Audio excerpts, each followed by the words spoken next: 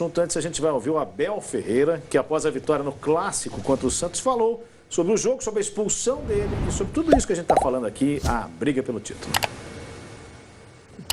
O jogo de futebol é tão mágico e tão imprevisível que nós ficamos, por incrível que pareça, mais atrevidos ainda e mais arrojados com menos um do que com 11, seja com 10 do que com 11. E aí vi mais uma vez a força, o caráter destes jogadores que sabem que nós sabemos que não fizemos uma boa primeira parte, não entramos dentro daquilo que é o nosso normal, entrar de forma intensa, a ser agressivo no jogo, a criar oportunidades, e nós não conseguimos. Eu, por experiência própria, sei que quando há trocas de treinadores, a equipa que troca o treinador tem sempre uma moral extra para dar um máximo para o próximo treinador ver com quem pode contar. E se há coisa que eu também aprendi aqui no Brasil, porque também já o disse isto muitas vezes, se há campeonato onde não há jogos fáceis, é aqui. Né? Por isso é que é o campeonato mais equilibrado do mundo, onde tem 10 equipas, né? 8 a 10 equipas que lutam pelo título, pelo menos fazem investimentos para lutar pelo título, ou pelo menos têm na sua história essa característica. Portanto, foi um jogo do caráter, foi um jogo da mentalidade competitiva da nossa equipa e uma vitória, na minha opinião, justa. Em relação à minha expulsão e com o fiscal de linha, eu não vou fazer aqui um pacto com vocês, imprensa, vou deixar de falar dos árbitros porque já falei tudo o que tinha a falar sobre eles e não vale a pena, portanto não vou responder diretamente à tua pergunta, e sempre que me perguntarem sobre o árbitro eu vou evitar falar porque não vale a pena, porque eles é que mandam, portanto não vale a pena. Eu já vos disse que nós, no Brasileirão, desde o início, falamos no jogo a jogo, somar 3 pontos a cada jogo e amelhar pontos para o nosso mielheiro. E é isso que nós vamos continuar a fazer. Não vou alterar nada daquilo que foi o nosso plano em relação àquilo que era a Copa, que jogámos para ganhar, queríamos ganhar a Copa e fomos eliminados. Não interessa como, nem ninguém vai querer saber no futuro como é que fomos eliminados. Queríamos ganhar a Libertadores, esse era o nosso foco. Queríamos ganhar, também não conseguimos, ficamos fora. E agora temos que lutar jogo a jogo por esta competição. E é isso que nós vamos fazer, jogo a jogo. Sabemos que é muito difícil, como eu te disse. No Brasil não há jogos fáceis. No Brasil não há jogos fáceis. Vocês têm o Vítor Pereira, que teve uma declaração em relação a isso, que eu pensei que era quando estava em Portugal, quando Jorge Jesus estava aqui, pensei, pronto, isto não há nada como vir e sentir como é que isto é.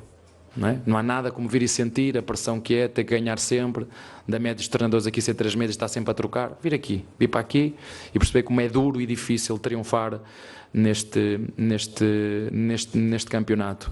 E portanto, jogo a jogo, esse é o nosso foco. Bom, a gente já está vendo os lances aí, quero ouvi-los sobre o que disse ali Abel. Tem um outro trecho em que ele faz um popurrí de elogios aos técnicos brasileiros. O Fernando Diniz é um que puxa, depois elogia os adversários que tem. Não sei se é um novo momento, se é a ideia de falar assim, gente, o Brasileirão é muito difícil, nós vamos levar. Bom, acho que começo eu, né? Sim, à vontade. Lugar de fala, como Vamos diria lá. Marília Ruiz. O jogo foi muito ruim no primeiro tempo, né? O Santos, a entrada do Soteldo por dentro desarrumou todo o que o Abel havia pensado para o jogo. E isso deixou o Palmeiras com uma dificuldade, né, de fazer, de ter intensidade, criar jogadas, e o time tomou todas as decisões erradas, muitas delas erradas na hora de definir ou nas poucas vezes que chegou dentro da área do Santos para finalizar, né? E isso é uma questão que precisa ser observada pelo treinador, né? O Palmeiras não pode, nesse momento da temporada, entrar sem intensidade depois de semana livre de treino, né? Ele tem que entrar como vinha entrando em jogos lá atrás, em que matava o jogo ainda no primeiro tempo. Essa falta de intensidade acaba gerando um desconforto na torcida, um desconforto e um conforto para o adversário que começa a jogar, né? E talvez olhar e falar, o bicho não é tão grande assim, esse bicho não é tão papão assim. E o Santos foi se soltando. Vou falar sobre questões de... vou primeiro falar do jogo. O segundo tempo, depois que o Danilo fez o que fez aí, né? O lance que ele estava com a bola dominada e perde a bola e toma o cartão vermelho com justiça, pisa no jogador adversário, e isso é recorrente nele, é a segunda vez que isso acontece num curto espaço de tempo, traz o Palmeiras para uma necessidade do jogo, né? O Palmeiras fala, pô, agora nós vamos ter que jogar, nós vamos ter que sair. E é óbvio, contra um adversário que teve 106 técnicos em 2 meses. E aí... E que está sem técnico. E o adversário se desestruturou completamente quando aquele modelo que estava sendo bem sucedido em campo saiu com a expulsão do Danilo. É uma coisa absolutamente louca que eu ontem não entendi, demorei para entender, só entendi vendo o jogo de novo, que os jogadores do Santos, porque não tem um trabalho minimamente bem colocado na alma do time, não sabia o que fazer contra um adversário com 10, né? E aí, Palmeiras vai para cima, teve a chance do Dudu, teve uma bicicleta do Merentiel e teve esse golaço, né? Isso é um golaço de jogador que tem recurso. E aí o Palmeiras faz 1-0 e ao contrário do que fez contra o Atlético Paranaense, o Gustavo Soler perguntou, o repórter da Rádio Bandeirantes, perguntou ao Abel no jogo contra o Atlético Paranaense se ele, Abel, poderia ter feito algo a mais ou diferente no jogo contra o Atlético Paranaense, e ele ontem confessou, disse que sim, que deveria e poderia. Talvez o comportamento do time com 10, acabou o jogo fura-bola contra o Santos, possa explicar isso, que a gente não tem acesso, a gente não consegue conversar com eles, então foi a forma como eu interpretei, né? Então ele modifica, ele coloca mais um zagueiro, ele tira Rony, tira Dudu, coloca o Atuesta, ele se coloca numa situação de ter jogadores com mais capacidade de desarme e marcação, atraiu um pouco o Santos, é verdade, mas o Santos realmente estou procurando palavras republicanas para não ofender a instituição, nem o time, nem a torcida.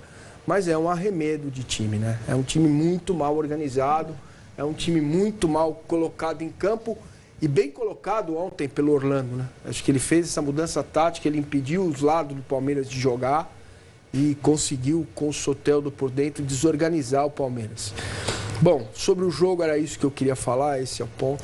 Só um parênteses para a gente ouvi-los sobre o Santos, que você puxou um bom tema aí. Estou vendo a tabela ali, 34-28, são 6 pontos. O Santos corre risco? Não. Não, para mim não corre, não. Porque ainda faz da Vila o seu reduto, jogar na Vila é muito difícil. Eu também acho que não, mas de todos os times ali com 34, é aquele que está sem rumo. Não sabe... só o parênteses, acho que é uma questão... Então são 6 pontos, 8 vitórias, é uma distância confortável ainda. Mas eu acho que o Santos, a partir do momento em que teve aquela troca do Lisca, ele abandonou o campeonato pensando no próximo ano e acho que meio cedo para isso. Meio cedo. E é bem interessante o Mancini dizer o que o Santos poderia fazer com um a mais, porque com o Bustos, o Santos ia para cima matar o jogo. Com o Lisca, ele ia ficar atrás, continuando jogando pelo empate. Com o Orlando, que tem uma semana de trabalho, os caras, o que nós vamos fazer? E, de fato, tem uma coisa que eu tenho ficado surpreso nas semanas de trabalho, para devolver para o Mancini e falar do Abel. A escalação do Orlando Ribeiro com o Soteldo como meia tinha vazado na quarta-feira ou quinta-feira. E eu fico pensando, gente, não pode ser uma surpresa. Para mim, eu falei, o cara vai usar, ele vai jogar com 2 abertos e o Soteldo de 10, na frente do Marcos Leonardo. E foi assim que o Santos foi para campo. Então, eu fico falando, como é que os técnicos, os departamentos, tipo assim, o Santos iria jogar daquela forma, com o Soteldo no meio. E com o tempo inteiro o Palmeiras vai entender o negócio. Né? E acho que o Santos, só para completar a sua pergunta, dos times que tem ainda pontuação de possível rebaixamento, é aquele que não tem comando. Então você não sabe. Se tiver 3 pontos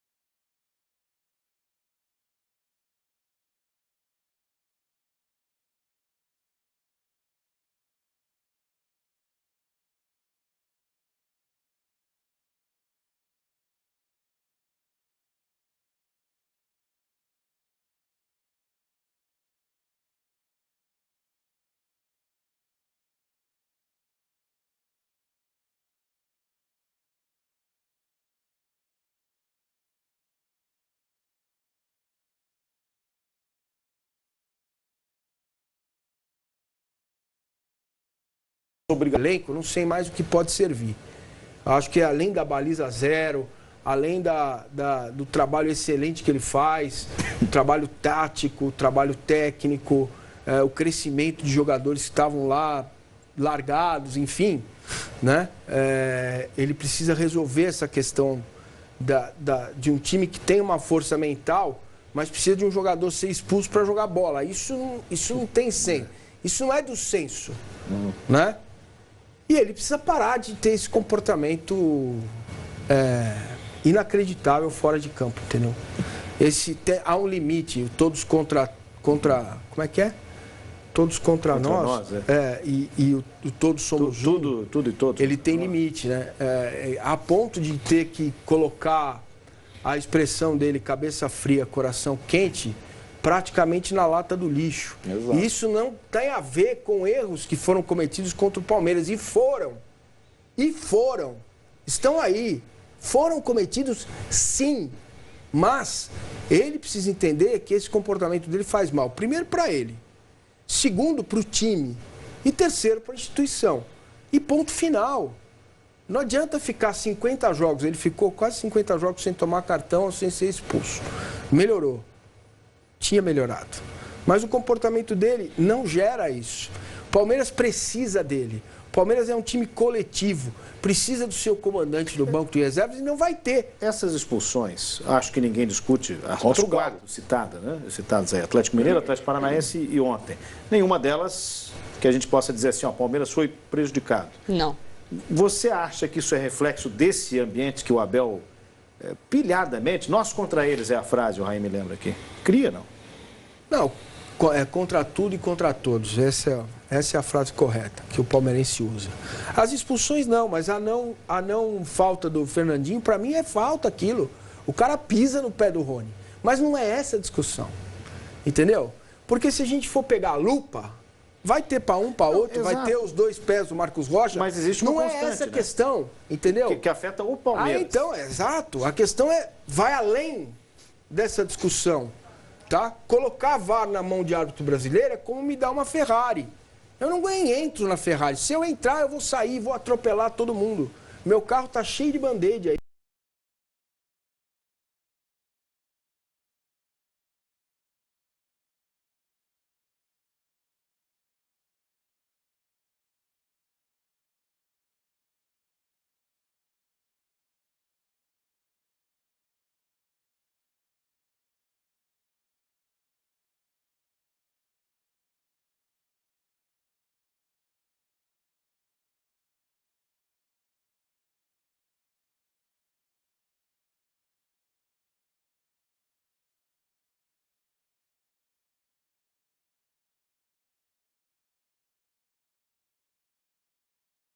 O comportamento faz mal a ele e ao clube. E aí, meu amigo, é o seguinte, se faz mal ao Palmeiras, faz mal a ele. Alguém precisa entender o que está acontecendo. O time precisa parar de perder jogador expulso. Mesmo com o modelo que parece esgarçado, mesmo com o elenco curto, sabe? Ninguém suporta uma quartas de final com 2 a menos e uma semifinal onde você tem 30 minutos com um jogador a mais, não empata o jogo e perde um jogador.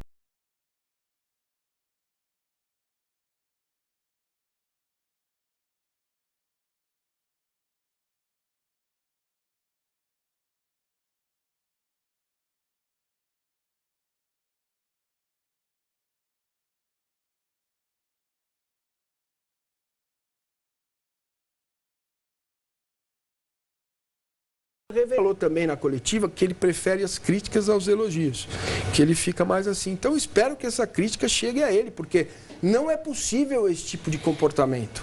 Há quem discuta o lance de uma cotovelada no início do jogo em cima do Piquerez, do jogador do Santos. O torcedor do Palmeiras vai pegar isso e vai colocar isso como pano de frente, não pano de fundo. Mas olha aqui, por que que não deu? Por que que não chamou? Por que que isso? Por que que aquilo?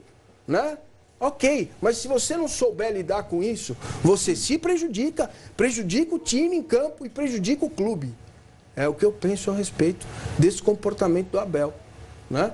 Que ele precisa, se ele quiser aonde ele quiser chegar em 2025, ele vai continuar o trabalho e tem que continuar o trabalho.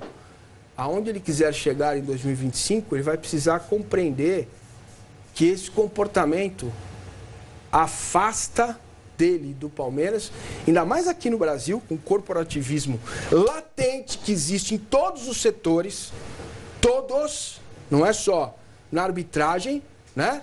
Essa cegueira, esse corporativismo existe e talvez exista em todos os lugares do mundo. Estou falando do Brasil porque é aqui que eu vivo. Acaba prejudicando a ele e ao time. Essa última observação é interessante porque quem vê a tabela do campeonato fala, o que o Massini está falando, cara?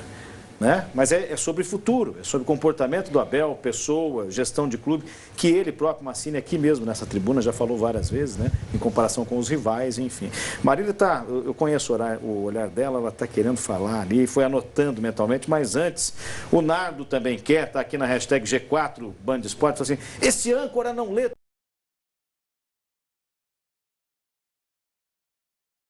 são bons para ele. Então você não deveria ter lido nada. Você tem que procurar um bom para você. Mas aqui críticas a nós e elogios a você. Essa é a atuada do programa. O Everton, vocês notaram que, ou só eu penso que depois que o Danilo voltou da seleção, procura jogar só para trás. O Massini falou um pouco disso ainda há pouco. Quem mais está por aqui? Palmeiras tem um comandante sem controle. É o próprio Nardo que escreveu aqui. Abel disse a verdade, disse o Rodolfo. A arbitragem tem prejudicado em todos os jogos. Mas a arbitragem, acho que... Você tem sua listinha aí, Marília? Tem a minha listinha. Todo mundo tem, né? Mas ontem eu cheguei ao ponto que hoje eu vou ser obrigado a defender o Wilton Pereira Sampaio. Eu cheguei a esse dia da minha vida. Porque ontem... Porque o descontrole é de ontem, certo? Não estou fazendo... Eu vou dividir o que ele falou na coletiva sobre o jogo. Acho que já falamos tudo. O Palmeiras não fez um bom primeiro tempo. Jogou quando percebeu que ficou com a menos resultado. Acordou. Acho que o Santos...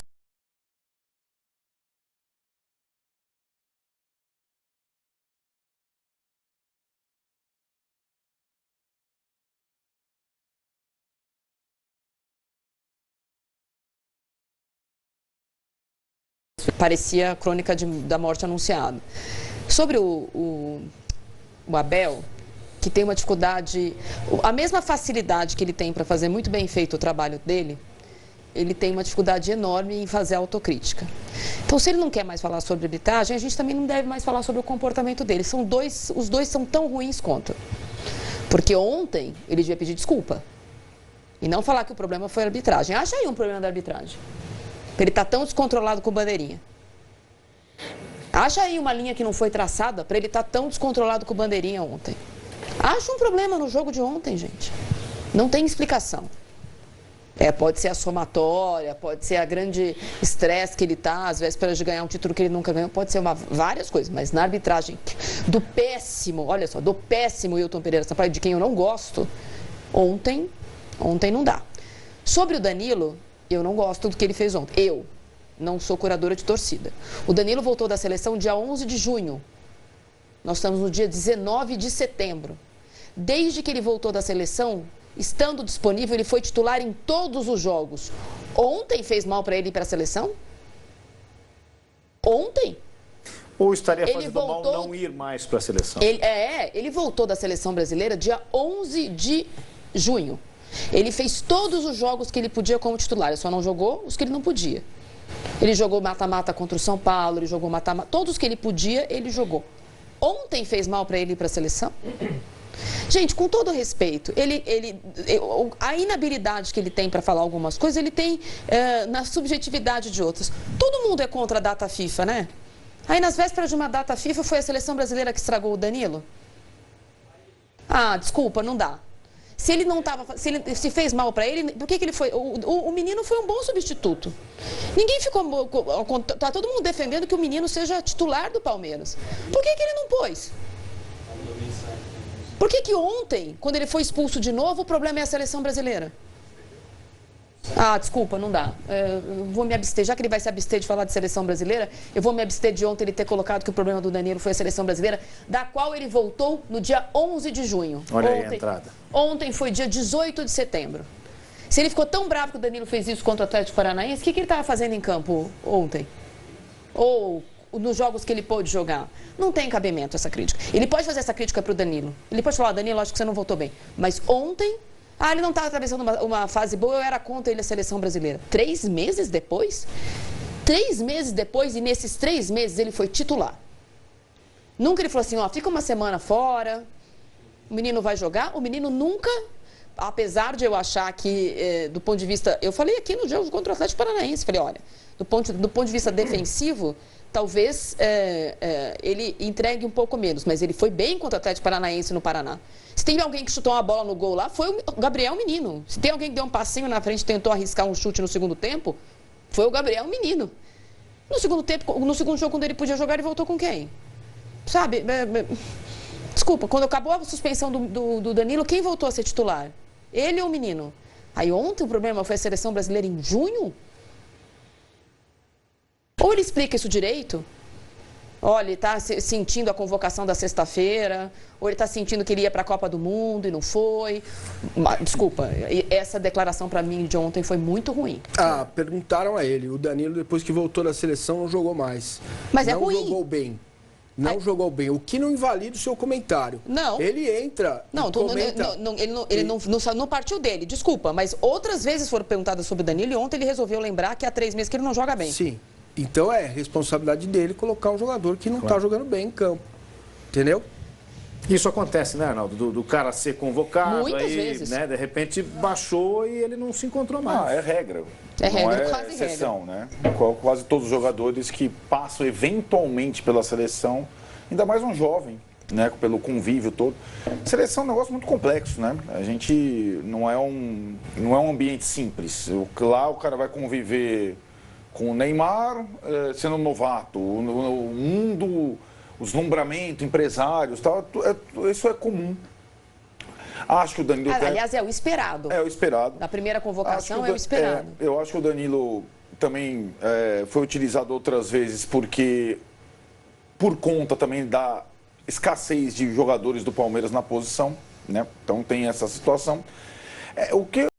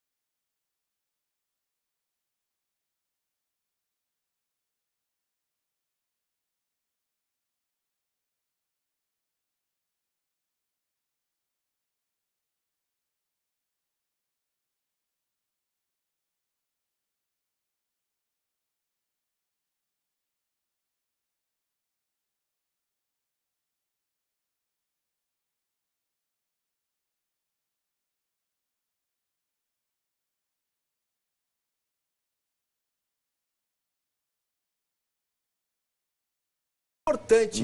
O treinador ter essa coragem é importante. Agora, ele também precisa ter a coragem de entender que ele, como